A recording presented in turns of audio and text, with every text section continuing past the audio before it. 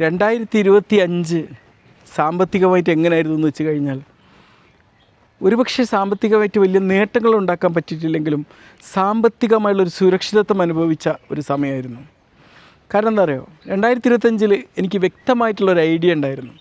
നമുക്കൊരു ജീവിതത്തിൽ പ്രശ്നമോ പ്രതിസന്ധിയോ ഉണ്ടായിക്കഴിഞ്ഞാൽ നിങ്ങളുടെ കണ്ണുനീര് കാണാൻ ഒരു മനുഷ്യനുണ്ടാവില്ല എന്നുള്ളൊരു ഉത്തമ ബോധ്യം തിരിച്ചറിഞ്ഞതോടുകൂടി എപ്പോഴും വെൽ സെറ്റിൽഡ് ആയിട്ടുള്ളൊരു ഫൈനാൻഷ്യൽ പ്ലാൻ, നമുക്കൊരു എമർജൻസി സിറ്റുവേഷനിൽ നമുക്ക് കൈകാര്യം ചെയ്യേണ്ട ഒരു ഫണ്ട്, അതിന് നമ്മൾ നമുക്ക് തരാനുള്ളൊരു മനുഷ്യൻ്റെ കയ്യിൽ പോയി ചോദിച്ചാൽ പോലും കിട്ടില്ല എന്ന് തിരിച്ചറിഞ്ഞപ്പം അതിനനുസരിച്ചുള്ള ഫൈനാൻഷ്യൽ പ്ലാൻ 2025 ഉണ്ടാക്കാൻ പറ്റിയെന്നുള്ളതാണ്.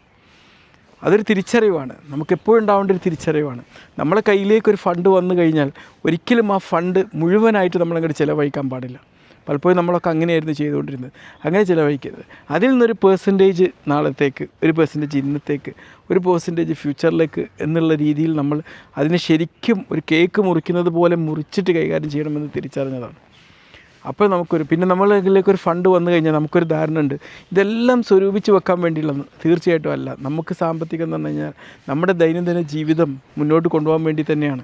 ചിലപ്പോൾ നമ്മളേക്കൊരു ഫണ്ട് വരുമ്പോഴായിരിക്കും നമുക്ക് ജീവിതത്തിലേക്ക് പുതിയൊരു ഇത് യൂസ് ചെയ്യാനുള്ള ഒരു ബാധ്യത വരുന്നത്.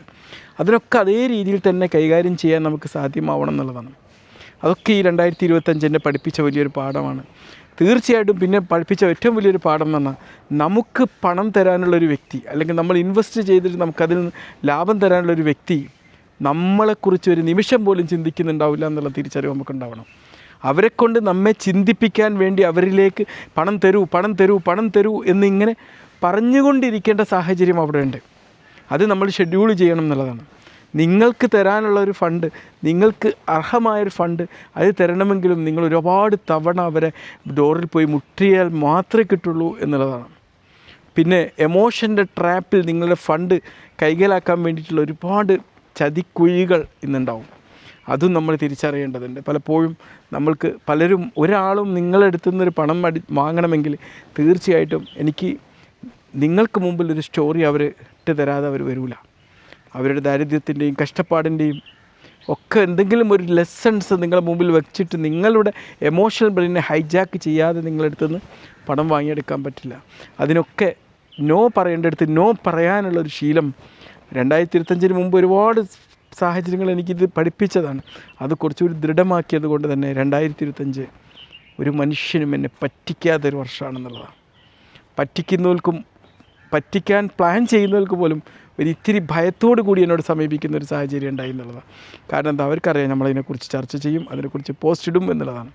എങ്കിലും എനിക്ക് മുമ്പേ തരാനുള്ള പല വ്യക്തികളും, പ്രത്യേകിച്ച് യൂസുഫ് അലി കൊളക്കാടൻ എന്ന് പറയുന്ന വ്യക്തി, അദ്ദേഹത്തിൻ്റെ പേര് തന്നെ പറയാൻ തീരുമാനിച്ചു. കാരണം അദ്ദേഹത്തെ കിട്ടുന്നില്ല. അപ്പോൾ അദ്ദേഹത്തെക്കുറിച്ച് ഒരു ഐഡിയയും കിട്ടുന്നില്ല. പലപ്പോഴും മിസ് കോളുകളൊക്കെ അടിച്ച് ഇന്നും യൂസുഫ് അലി കൊളക്കാടനെക്കുറിച്ച് ഞാൻ ഒരുപാട് ചിന്തിക്കുന്നുണ്ട്. ഇന്നും അദ്ദേഹത്തിൻ്റെ ഡോറുകൾ ഞാൻ മുട്ടുന്നുണ്ട്. പക്ഷേ അദ്ദേഹത്തെ കിട്ടുന്നില്ല. അദ്ദേഹം ബാനിഷാണ്. അദ്ദേഹത്തെ ഈ ഭൂമിയിലുണ്ടോ എന്നുള്ളതിനെക്കുറിച്ച് നമുക്കറിയില്ല, അതും അറിയില്ല. അദ്ദേഹം ബാനിഷാണ്. എന്തായാലും അതിനുള്ള ശ്രമങ്ങളും നമ്മൾ തുടർന്നുകൊണ്ടിരിക്കും. ഇനി അഥവാ ശ്രമങ്ങൾ കിട്ടിയിട്ടില്ലെങ്കിൽ യൂസുഫ് അലി കൊളക്കാടനെക്കുറിച്ച് മനോഹരമായൊരു AI മൂവി ഉണ്ടാക്കുക എന്നുള്ളതാണ് എൻ്റെ അടുത്ത ലക്ഷ്യം.